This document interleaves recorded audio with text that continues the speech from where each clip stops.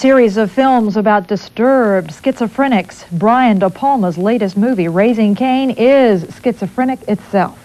Part satire, part horror, and all De Palma. With the story, CNN senior entertainment correspondent Jim Moret. I'm so sorry.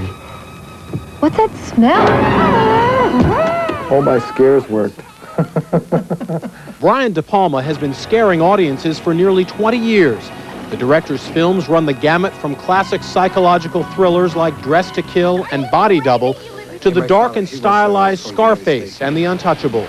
I think we all have those demons in us somewhere, and fortunately, as filmmakers, we can put them on the screen. I want to know what you've done with Amy! Amy, what are you saying? This summer, De Palma is putting his demons on the screen again with Raising Cain, about a schizophrenic child psychologist who begins kidnapping children for a warped experiment.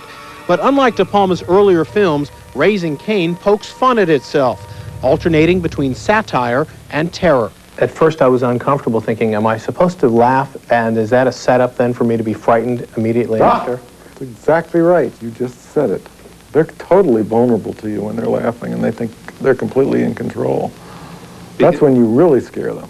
At first they're uncomfortable because they're not sure if they're supposed to laugh or if they're laughing at the characters or with the characters. And then they get enough of that reinforced that by the end I think they know exactly what kind of response they should have. Raising Cain is the first collaboration between De Palma and his wife, producer Gail Ann Hurd, whose prior films, Aliens, The Abyss, and Terminator 2, are among the most expensive and most successful films of the past decade. In contrast, Raising Cain was brought in more than $1 million under the film's modest $12 million budget. It's sometimes an artistic challenge to work within limitations, as opposed to having, like, all the money in the world to do anything.